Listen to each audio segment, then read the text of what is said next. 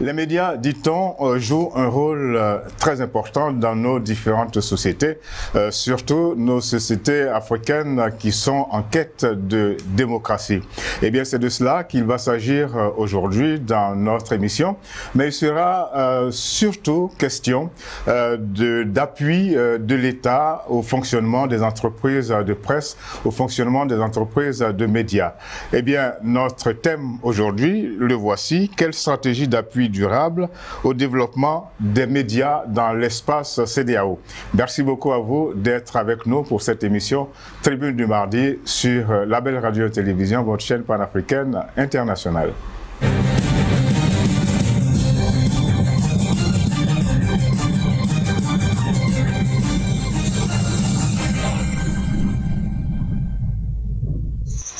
Bonsoir à tous et merci d'être encore une fois avec nous pour Tribune de mardi sur la belle radio et télévision, votre chaîne panafricaine internationale qui émet à partir de Dakar, la capitale du Sénégal. Comme d'habitude, nous aurons droit à un plateau éclaté pour discuter de ces thèmes que je vous rappelle. Quelle stratégie d'appui durable au développement des médias dans l'espace CEDEAO? CEDEAO, entendez, communauté économique des États de l'Afrique de l'Ouest. Le plateau central est donc ici à Dakar et nous avons des intervenants à partir de pays différents et je vais commencer par vous les présenter. Nous allons commencer par Madame Bernice Nguessan, qui est directeur exécutif du Fonds de soutien de développement des médias, du Fonds de soutien et de développement de la presse, pour être précis, en Côte d'Ivoire. Bonsoir Madame. Bonsoir, monsieur Abouké. Oui, alors, pourquoi vous avez vu que tout à l'heure, j'ai fait une petite confusion. J'ai dit presse, j'ai dit média d'abord, et puis ensuite, j'ai dit presse. Est-ce qu'il n'y a pas à changer peut-être la dénomination de votre organisme pour qu'il colle à la réalité? Pour l'instant, comme c'est un établissement public administratif, on va l'appeler Fonds de développement de la presse, conformément à son décret. Et nous pensons dans l'avenir, peut-être dans un horizon de moins d'1 an, il va certainement changer d'appellation. Ok. Alors, il faut dire que ce fonds existe depuis quelques années déjà, un peu plus de 10 ans. Pour être précis, depuis quand? 2009. Depuis 2009. Donc, on va dire que nous sommes dans la 13e année. Ok. Et vos rapports avec les médias se déroulent bien? Ou bien y a-t-il... Nous avons un rapport plutôt apaisé. Hein. Ah bon? Et on va dire un rapport de collaboration. Habituellement, on dit que là où il y a l'argent, les choses sont difficiles. Non. Chez nous, on dit l'argent n'aime pas le bruit. Donc, si nous voulons être forts, mobiliser les ressources auprès de l'État, oui, il nous faut collaborer et travailler en toute intelligence. D'accord. Merci beaucoup d'avoir décidé d'accepter de prendre part à cette émission. Vous intervenez à partir d'Abidjan. Et toujours à partir d'Abidjan, nous avons un autre intervenant. Il s'agit de M. David Youan, qui est le fondateur d'une agence de presse qui s'appelle Alerte Info. Bonsoir David, comment allez-vous et comment se porte votre agence de presse? Bonsoir cher Aîné, un plaisir de vous retrouver à Dakar en fait, dans une autre télévision. Oui. C'est vraiment un plaisir. Alors comment va l'agence de presse Alerte Info? Nous existons depuis 15 ans maintenant. Depuis 15 ans déjà. On va dire de 2006 à 2021, oui. 15 années, nous vivons, nous essayons de tenir la route sans prêt bancaire, sans appui, sans aide, vraiment de façon assez autonome. Donc on va dire que l'entreprise se porte plus ou moins bien parce qu'elle essaie de fonctionner sans appui extérieur. Et si vous avez tenu 15 ans, c'est que ça va. Dans l'ensemble, Dans l'ensemble, ça va. Oui. Alors dites-nous. Tout le temps, mais dans l'ensemble, je pense que l'entreprise est bien. Alors, on parle de médias, on parle de presse, on parle d'entreprises de presse et de médias. Dites-nous, parce que tous ceux qui nous suivent ne le savent pas forcément, c'est quoi une agence de presse? Une agence de presse dans la chaîne de production de l'actualité. L'agence de presse se situe tout au-dessus de la chaîne en sa qualité et en sa position de grossiste en fait de l'information. L'agence produit du contenu en texte, photo, vidéo, infographie. Et vous vendez ce contenu à d'autres médias, à des télévisions, à des radios, à des journaux en ligne, à des journaux papier. Et donc, le modèle économique de l'agence de presse, à la base, et qui continue jusqu'à aujourd'hui, c'est de produire et de vendre du contenu à d'autres médias. Alors, vous avez des clients en Côte d'Ivoire, hors de Côte d'Ivoire? Oui, des clients dans les médias, mais aussi des personnes physiques, parce que la spécificité en fait de Alerte Info, c'est que nous produisons, nous diffusons de l'actualité via les technologies de l'information, notamment les SMS et les applications mobiles pour smartphone. Donc, nous avons été quasiment les premiers en Afrique à utiliser ce canal pour diffuser de l'actualité, pour vendre du contenu d'actualité. Et vous faites de l'information générale ou vous avez une spécificité? On fait de l'information générale, mais plus particulièrement l'économie, la politique et la sécurité.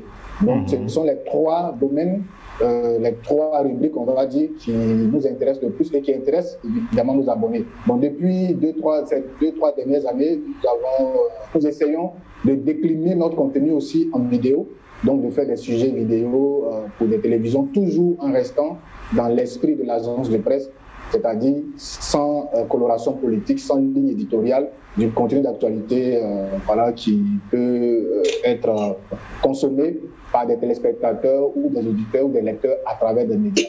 Merci beaucoup. Je vais vous abandonner quelque peu, quitter Abidjan pour me retrouver à Lomé, où se trouve notre confrère Gérard Weissan. Bonsoir Gérard. Bonsoir Bokeh. Alors, merci beaucoup aussi à vous de prendre part à cette émission. Vous êtes le président de la section UJPLA du Togo. UJPLA, entendez, Union des journalistes de la presse libre africaine, n'est-ce pas? Exactement. La toute jeune association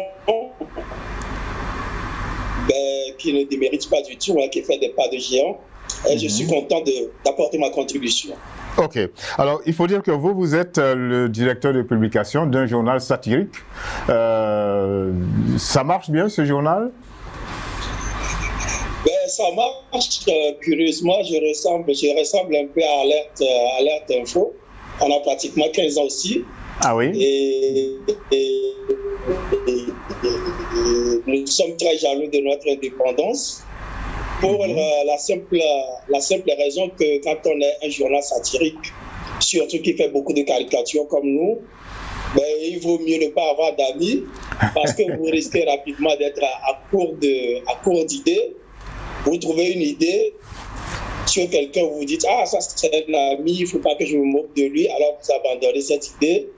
Vous trouvez une deuxième idée « Ah, ça c'est un cousin », vous abandonnez. En fin de compte, votre journal il est vide de critiques et de caricatures, de satire, quoi. Et donc, on essaie d'être indépendant et nous sommes un journal un peu fou, un peu fougueux. Et forcément, vous comprenez ce que ça peut induire en termes de difficultés financières et tout. Mais on tient et on part du principe qu'il ne faut pas chercher à être riche à travers le journalisme. Et on s'est fait une raison comme ça.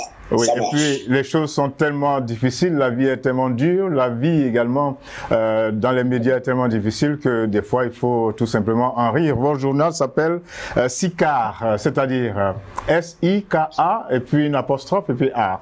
Vous pouvez nous expliquer un peu? Non, mais SICA dans toutes les langues togolaises, ça veut dire l'or. L'or. L'or, tout simplement. Ah bon?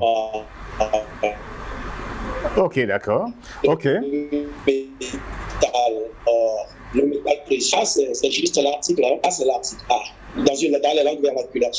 Ok, nous avons quelques difficultés à bien vous percevoir, mais bon, on espère que les choses vont continuer de bien se passer pendant tout le long de cette émission. Sur notre plateau central ici à Dakar, nous avons un autre confrère, il faut que je vous le présente, c'est Abdou Karim Diarraté. Bonsoir. Bonsoir Georges. Comment ça va? Ça va très bien. Alors lui, c'est le patron d'un journal, hein, d'un magazine, le Panafricain. Voilà, à la une, sur l'un des derniers numéros, il y a le grand Jacob Zuma qui a des démêlés avec la justice dans son pays, en Afrique du Sud. Alors vous êtes le coordonnateur aussi du magazine africain Démocratie, Afrique Démocratie. Absolument, absolument. Mais vous me permettrez d'abord, Georges, oui, de saluer nos amis d'Abidjan. D'abord, Madame Bernice Nguesson, la directrice exécutive du Fonds de soutien et de développement de la presse en Côte d'Ivoire, également Monsieur David Huang, et surtout mon collègue et confrère membre de l'UJPRA comme moi, Gérard Ouesson. Je voudrais en fait me réjouir de partager le plateau avec tous ses confrères et surtout Madame Nguesson. Okay. Donc voilà. Alors parlons-nous rapidement de vos publications, le Panafricain et Afrique Démocratie. Oui, le Panafricain est un magazine qui a maintenant 10 ans. Il a été créé exactement en novembre 2011.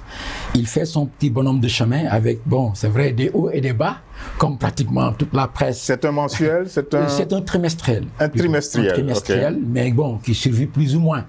Et il arrive des années où, effectivement, on sort sur une périodicité assez régulière et des périodes où également on a quand même un gap entre, en tout cas, les périodes de parution. Et Afrique Démocratie également est un magazine qui sort pratiquement mensuel, qui sort et qui est beaucoup plus constant et qui suit l'actualité africaine, qui est souvent présent au niveau de l'Union africaine et des organisations régionales. Ok, alors je reste avec vous pour poser la question de l'importance de l'activité journalistique, l'activité médiatique au sein de nos différentes sociétés. C'est pas toujours qu'on le perçoit très bien. Pendant un moment, on a dit que la presse c'est le quatrième pouvoir. Aujourd'hui, où est-ce qu'on en est? Écoutez, je ne sais pas si la presse continue d'être un pouvoir. Tout au moins, la presse est un contre-pouvoir. De toute façon, la presse africaine a joué quand même un rôle important et elle continue de le jouer. Il faudrait peut-être faire un rapide historique pour rappeler que c'est parce qu'il y a eu un mouvement de démocratisation dans les années 90 que toute la presse a connu en fait une certaine évolution vers, en tout cas, ce qu'on peut voir actuellement. Une certaine émergence, plus ou moins, mais avec des difficultés. C'est ce qui fonde justement l'appui que l'État, les États africains d'une manière générale, essaient de faire pour un peu contribuer à faire en sorte que ce pouvoir, pour ne pas dire quatrième pouvoir, le pouvoir donc dévolu à la presse puisse être un pouvoir apparent. Parce que de toute façon, l'aide publique qui est adressée à la presse peut sembler pour certains antinomique dans la mesure où certains pensent que la presse doit avoir une position de rupture par rapport aux gouvernants. Mais il est évident que les pouvoirs publics ont besoin d'une presse libre et indépendante pour pouvoir mener à bien ces différentes réalisations. Et de ce point de vue-là, je pense que c'est normal, et certainement Mme Nguesson va y revenir, que ces États, en tout cas au niveau de l'Afrique de l'Ouest d'une manière générale, puissent contribuer à soutenir les efforts de la presse pour l'aider quand même à davantage s'émanciper. Et il est quand même dommage que de plus en plus on est en train de se demander est-ce que la presse reste toujours, en fait, vous avez posé cette question déjà au début, est-ce qu'on ne devrait pas parler de médias d'une manière générale? Parce qu'on a vu qu'en Côte d'Ivoire récemment il y a eu un changement de paradigme. Le président Ouattara, j'ai vu qu'il a, en augmentant l'aide accordée à la presse, l'a élargi aux médias. Par conséquent, on a vu qu'il y a effectivement de nouveaux médias. Je parle des réseaux sociaux, je parle de blogueurs, d'autres types d'intervenants qui sont venus se greffer à la presse, à ce qu'on peut appeler la presse traditionnelle. Donc cela va certainement induire, en tout cas, une évolution sur laquelle peut-être on va pouvoir s'étendre tout à l'heure. Ok, merci beaucoup, cher ami. Je vais reprendre la direction du Togo. Madame Nguessan, je ne vous oublie pas. Je sais que c'est vous qui détenez la clé du coffre, donc je serai à vous tout à l'heure. Comment se fait-il, Monsieur Weissan, que l'on dise que les produits de la presse sont quasi indispensables dans nos sociétés et en même temps, ces entreprises qui produisent, qui mettent ces produits sur le marché sont en difficulté. Il y a quelque chose qui ne marche pas, comme on dit. Monsieur Weissan? Oui, c'est vrai. C'est vrai. Je pense que les responsabilités sont un peu partagées. Il y a d'abord ce qui se dit dans la théorie et ce qui se fait dans la pratique. Eh bien, pour les gouvernants, ils savent très bien que la presse, elle est importante. Maintenant, pour traduire cette importance-là qu'on leur accorde dans les faits, je pense quand même que, comme on le dit, rien n'est jamais acquis, rien n'est jamais donné en cadeau. Il fallait que les journalistes eux-mêmes s'organisent pour, entre guillemets, réclamer les droits qui devraient être les leurs. Ok, mais quand vous décidez de vous engager dans ce secteur d'activité, vous savez que c'est un secteur difficile, j'allais dire de plus en plus difficile depuis un moment. Oui, ça fait quand même plus de 15 ans que moi je suis dans le domaine. Et ce qui m'y a poussé d'abord, c'était un engagement personnel. Et pour la petite histoire, je revenais de l'Europe et je me suis dit, mais je ne peux quand même pas laisser mon pays dans ce délabrement-là. Alors, il fallait créer un organe qui, quand même, corrige un peu les mœurs à travers le rire. Ça, c'était le principe sur lequel je suis parti. Mais je n'imaginais pas que les difficultés seraient si grandes. Alors, c'est quoi les difficultés? À rendre le fonctionnement même de la presse impossible. C'est quoi exactement les difficultés? Les difficultés sont d'ordre financier. Et au Togo, là, je ne peux parler que du Togo. Oui, mais c'est presque la même chose un peu partout. Allez-y.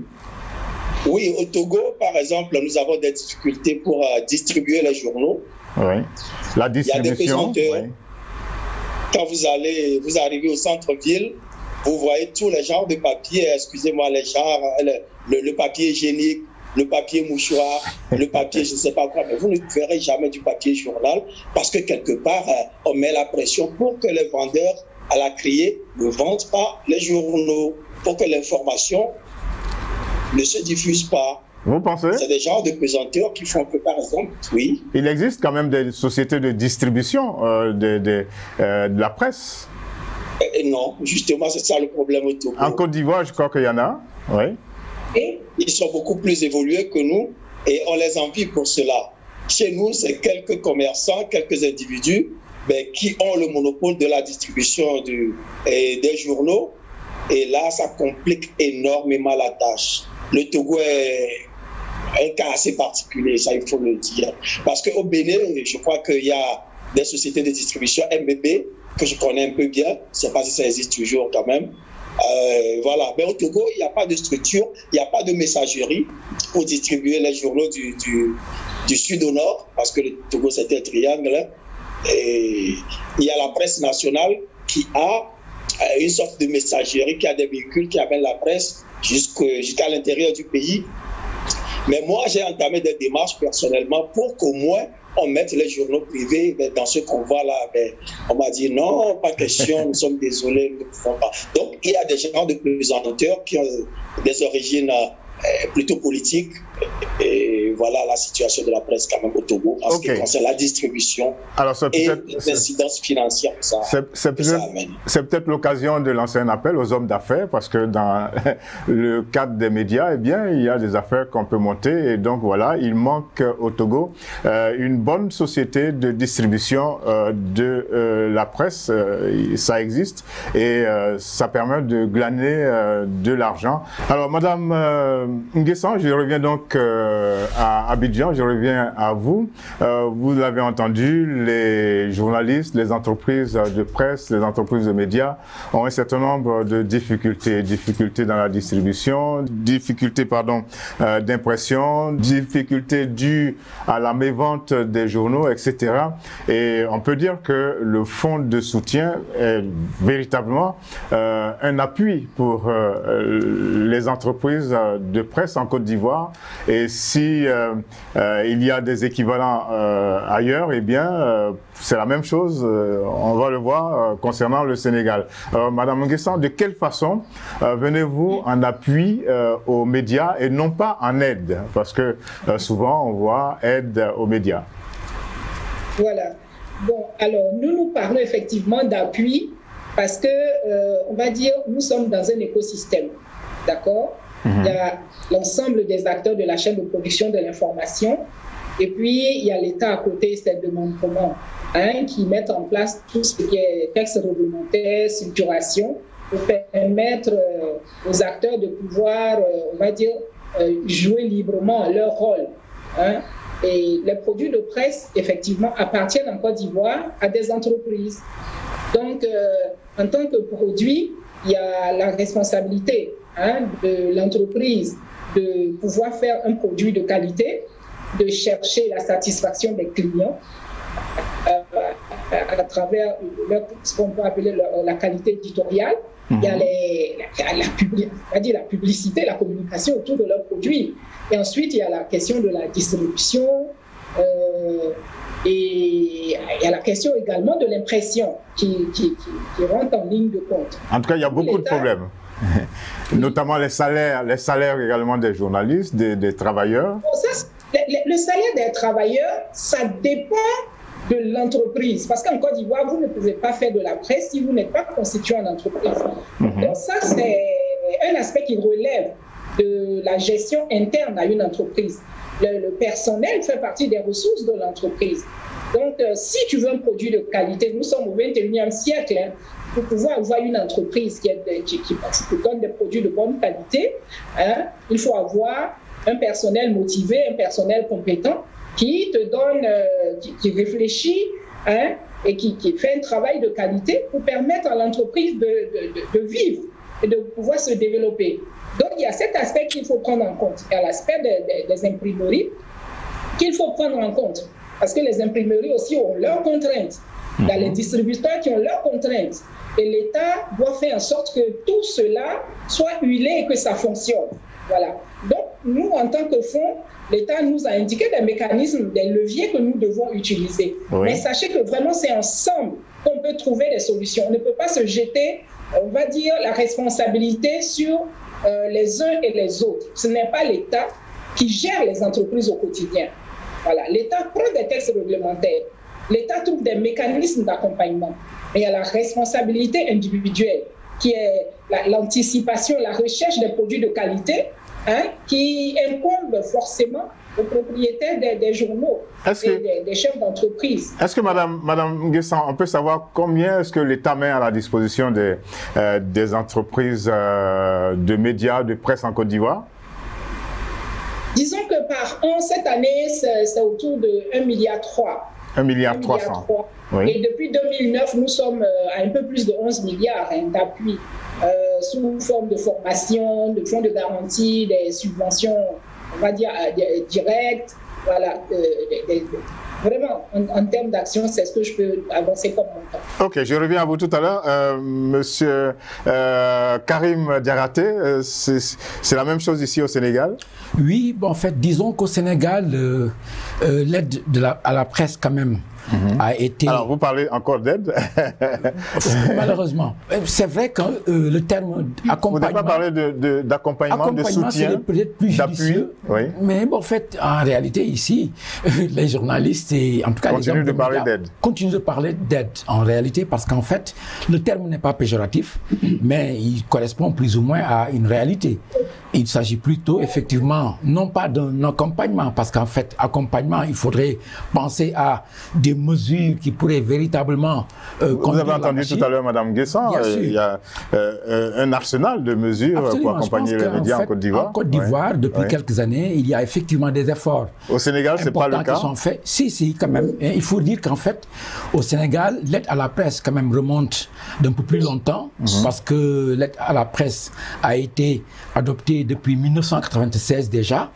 Et à l'époque, l'aide le montant tournait autour de 300 millions. Et aujourd'hui? Aujourd'hui, il est à 700 millions. 700 millions. 700 millions de francs, disons, par année. Et il faudrait dire qu'en fait, il y a deux types d'aides, si vous voulez, deux types d'appui de l'État. Souvent, en fait, c'est... Il y a les finances cash. C'est en fait direct. Oui. Disons, une subvention qui est accordée donc aux médias. Et il faut comprendre que les médias se sont élargis. Avant, c'était juste des quotidiens, la presse...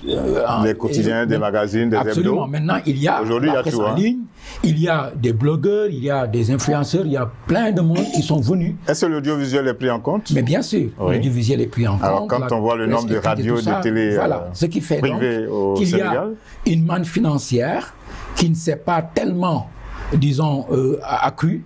Et il y a effectivement un nombre de plus en plus important. Donc on peut dire que c'est largement insuffisant. C'est insuffisant, il faut largement dire. Largement insuffisant. Mais par contre, quand même, il y a des mesures plus ou moins incitatives. On parle de plus en plus de soutien à certaines autres initiatives. Madame a évoqué l'intervention de l'État dans l'accompagnement au niveau du social. Ici également, les journalistes parlent de plus en plus d'aller vers l'acquisition de logements, par exemple. Je ne sais pas comment l'État va intervenir dans ce cadre-là, mais c'est quelque chose qui est en chantier. Il y a surtout l'appui qui est fait aux jeunes reporters, qui n'est pas suffisant, certes. Mais moi, j'ai envie de parler de non-appui, c'est de prendre le contre-pied, parce qu'il n'y a pas longtemps, il y a un journal qui a eu comme un coup de massue, une chaîne de télé plutôt, comme un coup de massue, une somme faramineuse au niveau de la fiscalité à payer. Oui, justement, parce qu'en fait... ça, c'est pas l'appui, c'est tout le contraire. C'est tout le contraire. Et là également, il faut souvent également évoquer des considérations d'ordre politique. En tout cas, ce journal que vous venez de nommer l'avait plus ou moins évoqué, mais il est évident que les entreprises de presse, comme pratiquement toutes les entreprises qui interviennent dans le domaine public, sont assujetties à un certain nombre de prérogatives. C'est une entreprise qui doit avoir les mêmes droits et devoirs que toutes les autres entreprises. Il est vrai que... Encore que des fois, quand on écrit ou on dit des choses qui ne plaisent pas trop au pouvoir... Mais ça, c'est évident. C'est pratiquement à l'exemple de toute l'Afrique de l'Ouest. Je pense que les gouvernants n'aident pas souvent également ceux qui leur tirent dessus. Bon, mais pour revenir, en fait, pour être un peu plus focus sur ce cas précis, il faut dire que des fois, il arrive que des États, c'est le cas du Burkina Faso et pour le cas du Sénégal de temps en temps, accordent des amnisties financières, des amnisties fiscales plutôt. On a parlé, comme pour le cas de la crise sanitaire au Sénégal, d'un appui qui consistait un peu à aider un peu certaines, en tout cas entreprises de presse, à pouvoir se libérer de certaines contingences de type fiscal pour ne pas avoir à payer des impôts, non pas être quand vraiment, disons, mise de côté, mais plus ou moins aider pour en fait avoir un assouplissement des conditions de paiement de certains impôts. Mais cela ne règle pas tous les problèmes, parce que véritablement... C'est un soutien. C'est un soutien. Il n'est pas question de régler tous les problèmes. C'est évident, c'est évident. Et il faut le dire, les entreprises de presse sont souvent dans une précarité qui ne peut pas véritablement les aider à s'émanciper davantage. J'ai parlé un peu du nombre d'intermédiaires, d'acteurs maintenant qui sont venus dans le secteur. Il y a les réseaux sociaux qui sont quand même amplifiés, il y a des blogueurs, il y a en tout cas toute une kyrielle de nouveaux acteurs qui sont venus. Il faut s'adapter, malheureusement. Avec le numérique. Voilà, et justement, les entreprises comme les nôtres qui sont dans la presse écrite, et les entreprises également, comme télévision et radio, qui sont même, disons, d'utilité publique, ne peuvent pas toujours bénéficier de cette manne de l'État. Parce que malheureusement, très souvent, comme dans la plupart des États, l'État privilégie les entreprises qui sont un peu sous son joug. Je veux parler des entreprises publiques. Ok, dans tous les cas, mon cher Diakhaté, il faut dire que 700 millions, c'est très peu. C'est très peu. Alors, retour à Abidjan pour retrouver David Youan, que nous avions perdu techniquement. David, vous êtes là, bien là, maintenant? Oui. Ok. Alors, très bien, je vous vois. Bien. Alors, quelles sont vos difficultés et est-ce que vous bénéficiez de l'appui du Fonds de soutien et de développement de la presse? D'un point de vue, on va dire personnel, pour Alerte Info de façon spécifique, Alerte Info a été la première et l'unique entreprise de presse en ligne en Côte d'Ivoire à avoir bénéficié, on va dire, d'un appui du fonds de soutien en 2013. Je dis cela parce que dans Mme Guesson tout à l'heure évoquait le décret qui a créé le fonds, et ce décret-là ne prenait pas en compte la presse en ligne. Et donc, le décret a été pris en 2007, et mis en application depuis 2009. Oui. Et donc, la presse en ligne qui avait commencé à émerger entre-temps s'est retrouvée exclue de cet appui de l'État aux médias. Parce que c'était nouveau. Côte d'Ivoire. Et ce n'était que les médias, les journaux et les radios de proximité notamment, qui bénéficiaient d'un appui de l'État chaque année. Et en 2013, Alerte Info avait soumis un projet d'appui et ce projet a été donc validé par le Conseil exceptionnellement. Je le dis parce que ça ne répondait pas, je le reconnais, donc au cadre réglementaire d'aide et d'appui aux médias. Hormis cela, Alerte Info n'a jamais bénéficié donc d'aide, tout simplement parce que le décret d'application du fonds de soutien ne prend pas en compte la presse en ligne et jusqu'aujourd'hui, aucune entreprise de presse en ligne ne bénéficie. Je pense certainement que cette année, je ne sais pas trop, mais selon les informations que j'ai pu avoir ici et là, les médias en ligne pourront bénéficier éventuellement à travers leur association, le Reprelsi, d'un appui de l'État donc à travers le. Et ce serait, si c'est le cas, ce serait une bonne adaptation. Je voudrais vous inviter, messieurs, dames qui nous suivez, et puis vous les panélistes de cette émission, je voudrais vous inviter à suivre les propos de notre PDG, monsieur Mactar Sylla, qui est journaliste et qui est patron d'entreprise de médias. Je pense que les médias, de manière générale, que ce soit des médias publics ou des médias privés, jouent un rôle fondamental dans le dispositif national. Ce sont des outils de transversalité qui touchent à tous les compartiments. Quelque politique que ce soit pour qu'elle réussisse, il faut qu'elle soit médiatisée.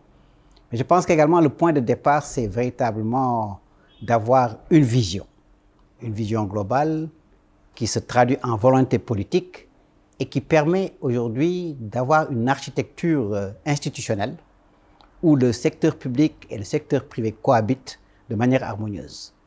D'où la question du financement, effectivement, d'abord du secteur public, qui doit être financé de manière transparente, claire, avec des fonds publics en majorité. Et aujourd'hui, ce que l'on constate, c'est que très souvent, une bonne portion de ce qu'on appelle la manne publicitaire est accaparée par les médias publics. Ceci n'est pas, j'allais dire, très orthodoxe. Donc, il est très, très important aujourd'hui aussi que les États se rendent compte que les médias, fussent-ils privés, jouent un rôle de service public également. La pandémie de la Covid-19 l'a démontré. Je ne pense pas qu'il y ait un seul média aujourd'hui privé qui n'ait pas jusqu'à présent mené des campagnes de sensibilisation et quelquefois, sans rien demander à qui que ce soit, sans passer par quelque guichet que ce soit. Donc, la première aide, c'est d'avoir un dispositif institutionnel équilibré, harmonieux, où les médias ne servent pas seulement d'être des supports, des véhicules comme ça que l'on utilise au gré des contingences, mais avoir une approche véritablement économique des médias. Et se rendre compte qu'effectivement, ces médias privés sont des pourvoyeurs d'emploi, des pourvoyeurs de plus-value, et organiser donc véritablement tout ce dispositif. En plafonnant les recettes privées du secteur public, c'est déjà une forme d'aide qui permettra effectivement que la plus grosse portion, disons 80% du marché publicitaire, puisse aller aux médias privés. Ensuite, je pense qu'il y a un ensemble de dispositifs qui sont possibles aujourd'hui. Il y a des tremplins, il y a des véhicules, notamment la défiscalisation, un tarif, comment dire, forfaitaire pour l'électricité et certaines choses qui rentrent un peu dans nos activités. Mais il y a également un peu cette incitation du secteur privé de manière globale, pas des médias, mais du secteur économique privé, qui finance aujourd'hui des industries culturelles et qui peut effectivement, en termes de fiscalité, avoir des dégrèvements, avoir des facilités ou ôter un peu certains montants qui sont alloués aux médias privés, donc qui soient défalqués un peu des impôts à payer. Divers mécanismes sont possibles, cela dépend de chaque pays, de comment ça s'organise, de comment ça se fait, mais tout cela est sous-tendu par une véritable volonté politique et une vision qui prend les médias aujourd'hui comme un secteur économique clé. L'exemple des États-Unis ou de l'Allemagne, de certains pays développés sont là pour en attester. Il est impossible aujourd'hui véritablement d'aspirer à l'émergence ou d'aspirer au développement économique sans que les médias passent un peu de cette conception culturaliste à une conception économique. L'enjeu véritable, c'est l'enjeu de la viabilité des médias. Ils sont là, ils existent. Bon, c'est vrai qu'il y a quelquefois un peu certaines craintes parce qu'on se dit on ne va pas donner à son ennemi l'arbre qui va vous tuer parce qu'on pense que des médias, du fait de leur indépendance éditoriale, qui ne sont pas tous, j'allais dire, des voix de leur maître et des relais de leur maître, peuvent être constituer des dangers. Mais je pense qu'également, en termes uniquement de dividendes pour les États, en termes de bonne gouvernance, de manière générale, intégrer les médias dans le dispositif et assurer aux médias leur viabilité peut être un bon point qu'il faut un peu qu'ils mettent un peu et qu'ils accrochent à leur tableau. Tout dépend de la vision, j'allais dire, des politiques. Direction le Togo, Gérard Ouessan, sentez-vous que les médias sont intégrés à une certaine vision politique au niveau de votre pays? Et puis, profitez-en pour nous dire combien l'État togolais met à la disposition des médias dans votre pays. Non, mais l'État togolais met 100 millions. 100 millions? Oui, mais par an. Alors tout à l'heure, je disais... Les radios, la presse écrite, la presse en ligne. Je disais tout à l'heure, 700 millions au Sénégal, c'est peu. Alors 100 millions au Togo, c'est très peu. Ou bien c'est trop peu. Que beaucoup de médias, certains médias s'en sortent avec 200 000 francs. 200 000 francs par an, comme appui. Oui, mais oui, ça dépend de l'ampleur, ça dépend de la fréquence avec laquelle vous paraissez, tout cela. Dans tous les cas, ce n'est pas en fait une aide de l'État à la presse, pas du tout, ce n'est pas une subvention. Et je vais en même temps aborder aussi la vision que l'État a du rôle de la presse dans notre société. Oui.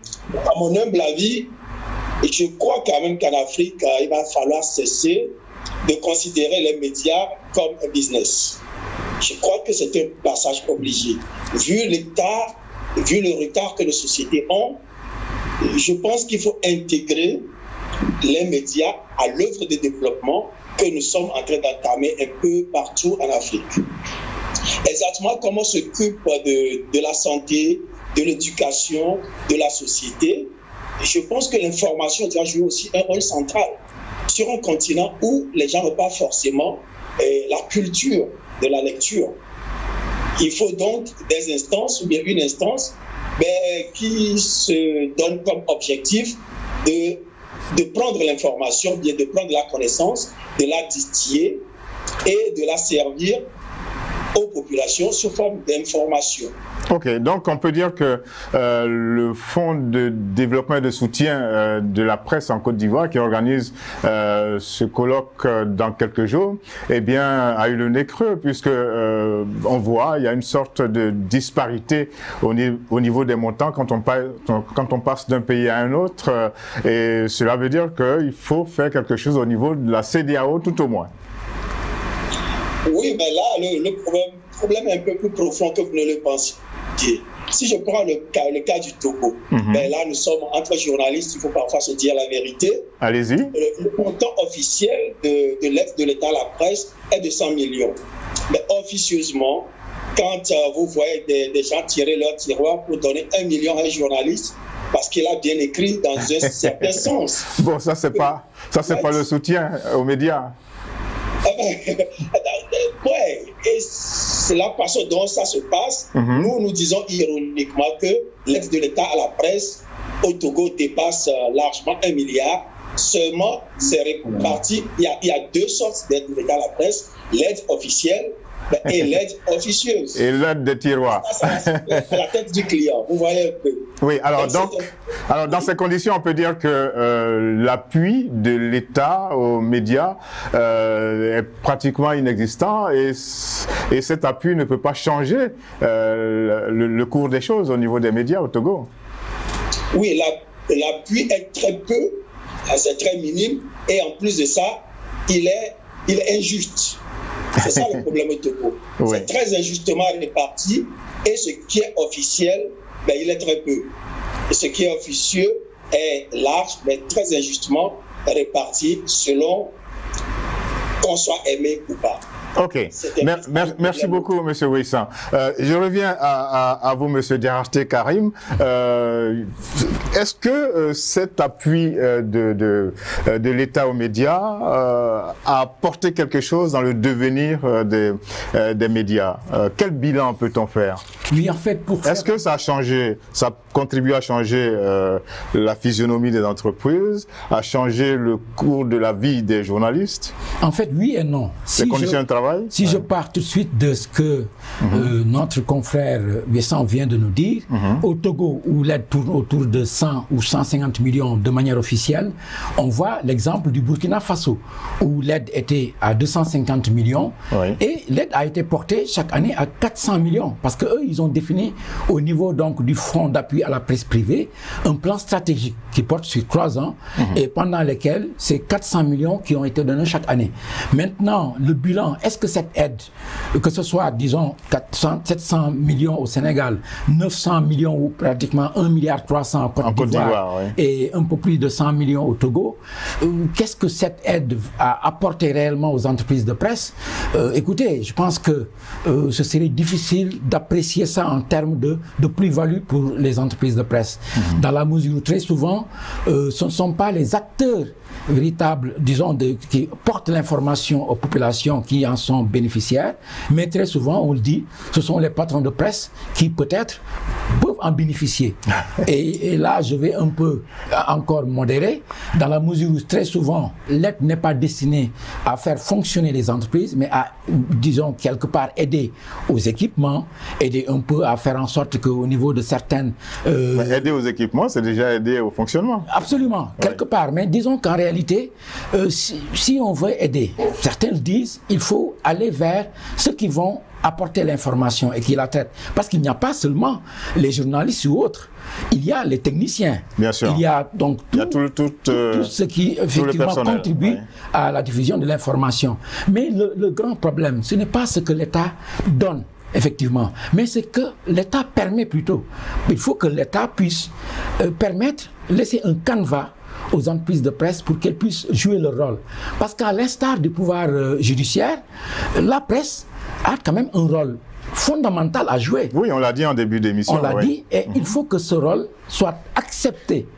Et disons quelle est la presse, la plénitude, les médias d'une manière générale, de pouvoir exercer le véritable pouvoir, comme on l'a dit entre guillemets. Ok. Voilà, merci beaucoup. Merci beaucoup, Karim. Direction Abidjan encore pour retrouver notre ami David Youan. Vous espérez être pris en compte dans la prochaine distribution, dans la prochaine organisation du fonds. Est-ce que vous pensez que vous, les choses vont changer à votre niveau? On ne va pas parler à votre niveau de bilan, mais est-ce que vous pensez que bénéficier de l'appui du Fonds de soutien de développement des médias va vous permettre de vous améliorer?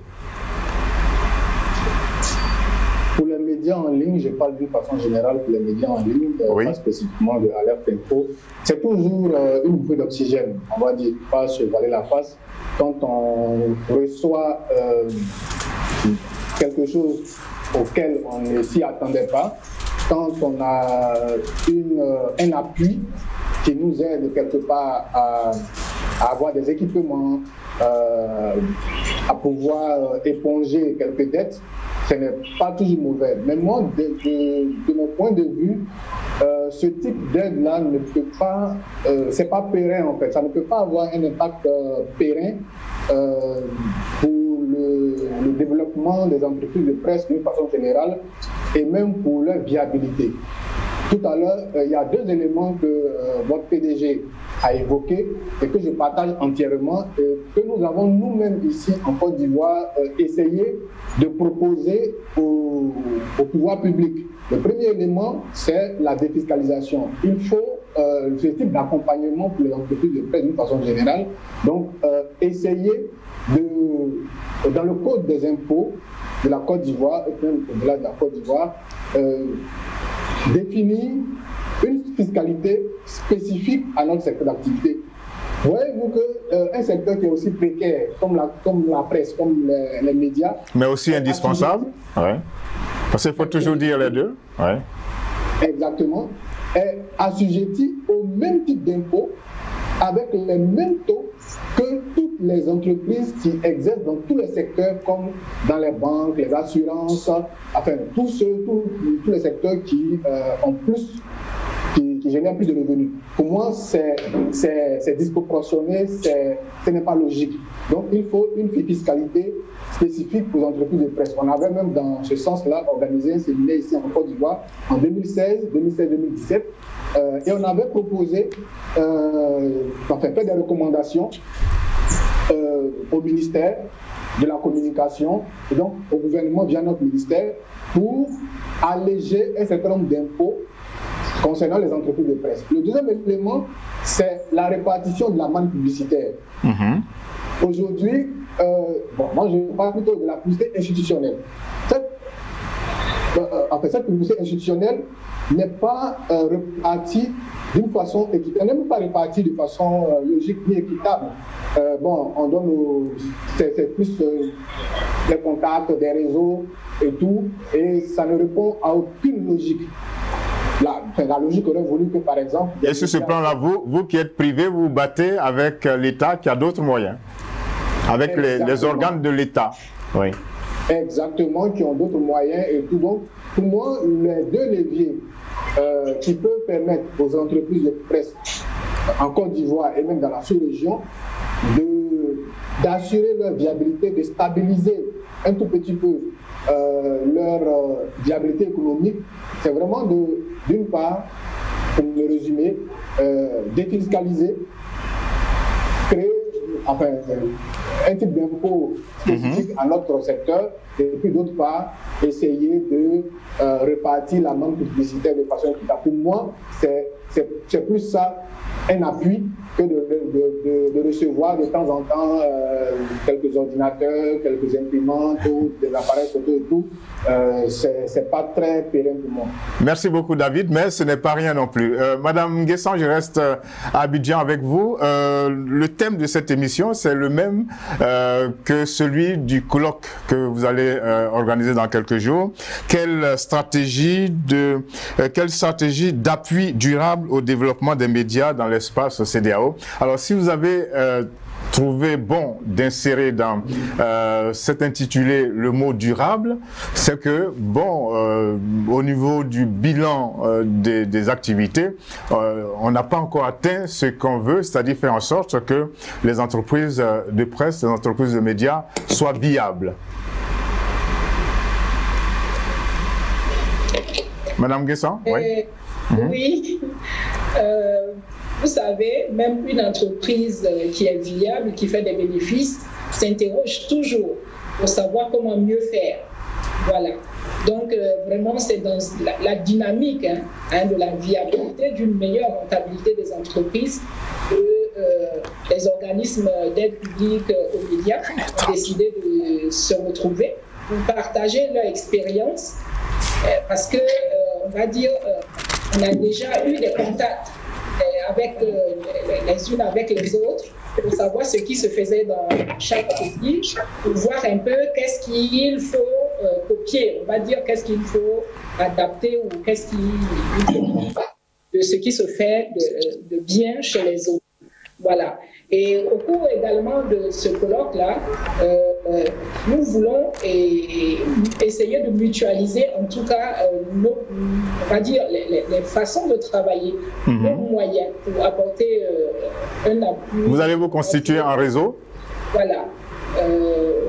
au niveau des différents médias dans la zone CEDEAO, parce que bon, lorsque vous écoutez les uns et les autres sur le plateau, nous avons pratiquement les mêmes problématiques d'un État à un autre. Voilà. Et puis, au sortir de ce colloque, nous voulons mettre en place on va dire un réseau, le réseau des organismes publics d'aide, de façon à pouvoir faire des plaidoyers, on va dire, communs. Voilà, pour pouvoir, s'il y a des leviers qui existent au niveau de la CEDEAO, pouvoir solliciter des moyens d'accompagnement pour les médias. D'accord. Voilà un peu l'objectif de ce colloque. Merci bien, Madame Guesson. Je vais vous inviter à retrouver à nouveau notre PDG, M. Mactar Sylla, qui a son idée là-dessus, se constituer en réseau pour quoi faire. En tout cas, il interpelle les uns et les autres pour qu'ils fassent preuve dans les pays d'un peu plus de responsabilité. On se rend compte que la plupart des États, quand on est à l'UAR, où j'ai le bénéfice et l'honneur de représenter le secteur privé africain, donc l'UAR, c'est l'Union africaine de radiodiffusion, qui est née de l'ex-URTNA, l'Union des radios-télévisions nationales d'Afrique, qui regroupe toutes les télévisions publiques africaines et un certain nombre de télévisions et de radios privées. Donc, la plupart des États ne payent pas leurs cotisations. Je pense qu'il y a 25% des États africains qui payent aujourd'hui leurs cotisations à l'UAR. Donc, avant de parler d'autres fonds, commençons d'abord par des choses aussi pragmatiques que cela.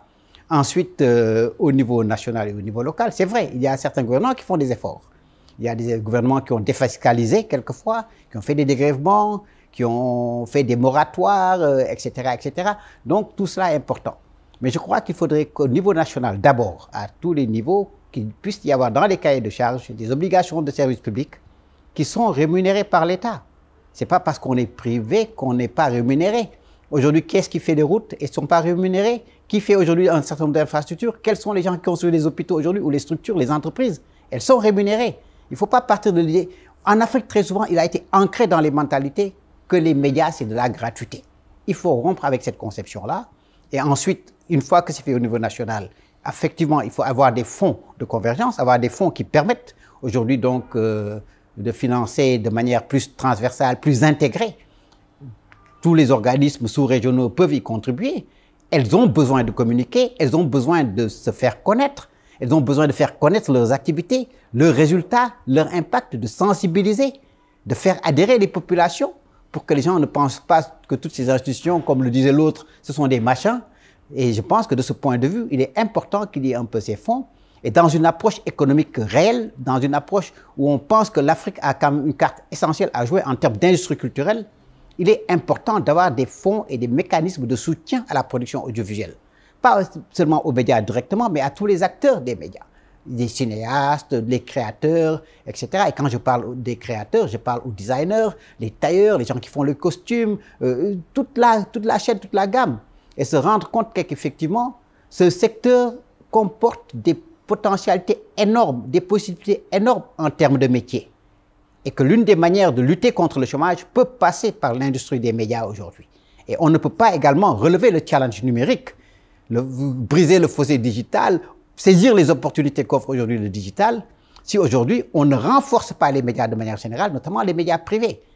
Et en termes d'audience, si on prend des audiences cumulées, on se rend compte qu'aujourd'hui, les médias privés dans chaque pays aujourd'hui constituent entre 70 à 80% des audiences.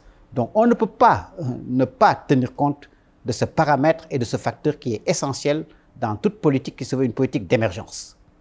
C'était donc l'autre aspect des propos de notre président, M. Mactar Sylla, concernant justement la mise en réseau des institutions chargées de soutenir les médias, mais surtout la vision dont il a parlé, faire en sorte que, eh bien, l'on fasse preuve de beaucoup plus de responsabilité et de beaucoup plus d'organisation. Notre émission tire à sa fin.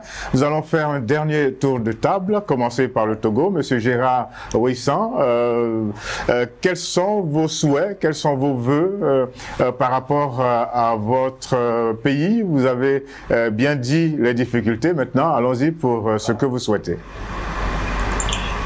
Si j'ai un grand souhait à ce moment, c'est qu'on crée enfin une messagerie au Togo pour distribuer la presse écrite. Ce serait très bien pour les populations de l'intérieur parce que la presse est à la croisée des chemins. On aura besoin de nous dans le domaine de la santé, de la sécurité, de l'environnement. On l'a vu avec le Covid-19. Sans la presse au Togo, je pense que cette maladie aurait fait beaucoup de malheur. Mais la presse s'y est mise, parfois même le ventre creux, les journalistes ont monté au créneau, mais pour que les gens se protègent et se vaccinent. Il y a aussi qu'on a donné que la presse elle est vraiment utile pour l'œuvre de développement en Afrique. Bien sûr. Pour notre sécurité, il y a aussi que les médias doivent faire preuve de sérieux. Pourquoi, par exemple, l'on ne parle pas de regroupement au niveau des médias? On voit, par exemple, que dans chaque chapelle politique, il y a une flopée de journaux qui répètent la même chose, alors que se regrouper peut-être pourrait faire une économie. Juste parce que les médias sont divisés. Ça, c'est des considérations politiques, comme on le voit un peu partout en Afrique. Ils sont divisés et ils ont de la peine. Ils n'ont même pas intérêt à se regrouper. Parce que les intérêts se trouvent dans les business qui ne sont pas très dignes de la presse. Ok. C'est aussi simple que ça. Merci beaucoup. Je vous remercie d'avoir pris part à cette émission, M. Wissam Gérard. Direction Abidjan pour retrouver M. David Youan. Vos vœux, quels sont vos vœux, quels sont vos souhaits par rapport à cette préoccupation, l'appui de l'État aux médias? Vous l'avez dit, vous avez dit que si vous êtes pris en compte, vous qui êtes des médias numériques, des médias en ligne, eh bien ce serait déjà un premier pas. Tout à fait. C'est un premier pas, mais en même temps, en termes de vœux, c'est au-delà de la Côte d'Ivoire. Je pense que ce colloque initié par le FSDP ici à Abidjan à partir de la semaine prochaine est le bienvenu. Et moi, mon souhait, c'est qu'au sortir de ces assises-là, il y ait une harmonisation des mécanismes d'appui aux médias dans la CEDEAO.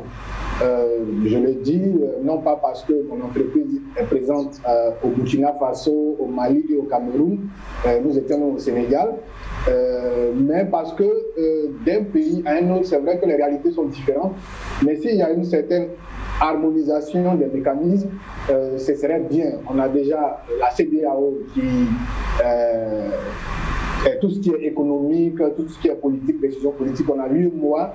Pourquoi ne pas harmoniser? On a aussi l'OADA pour la création des entreprises qui a été harmonisée. Donc pourquoi ne pas harmoniser également les mécanismes d'appui aux médias privés dans l'espace CEDEAO? Pour moi, c'est le vœu et c'est le souhait au sortir de ce colloque de...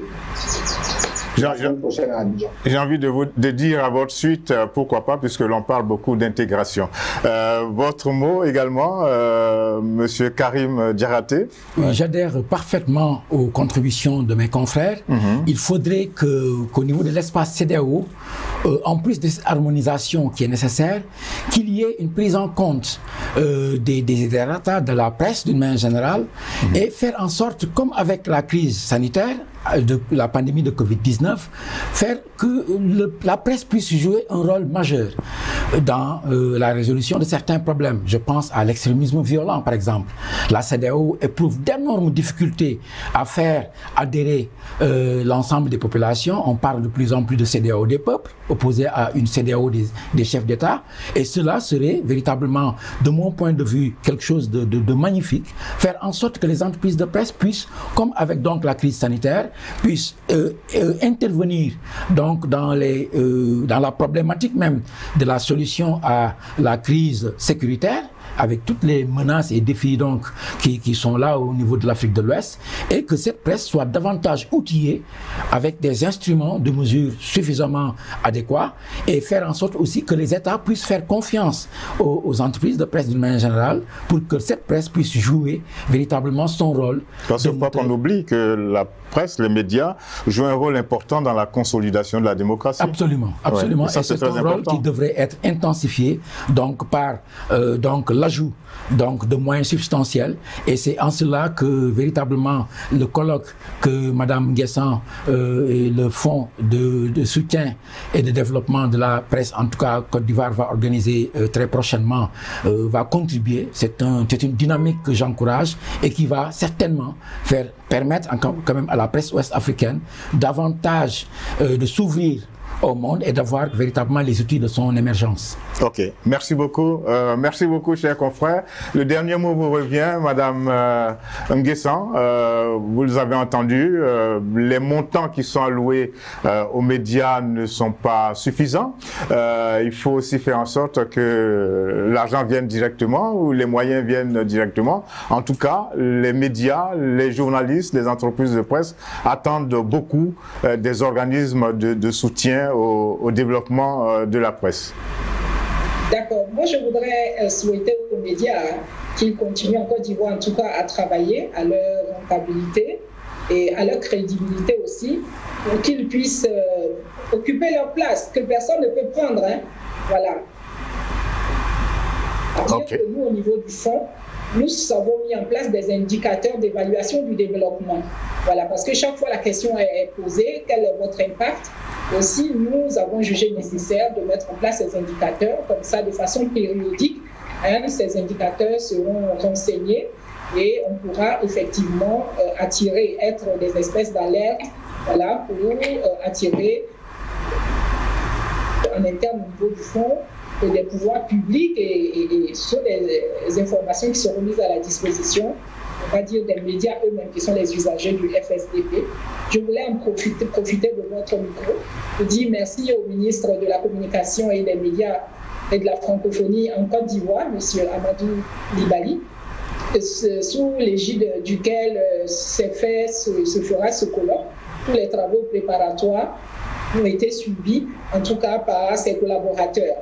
Et également dire à Kwaba d'avance à tous ceux qui sont invités. À Kwaba, c'est bienvenu, c'est ça. Hein? Voilà, tous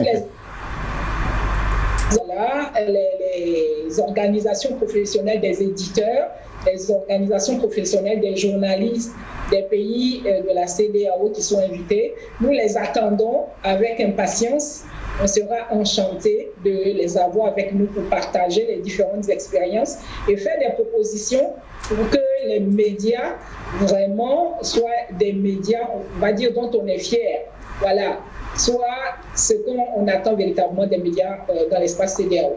Voilà. Merci beaucoup, Madame Nguessan. Merci beaucoup à tous les autres confrères qui ont pris part à ce panel.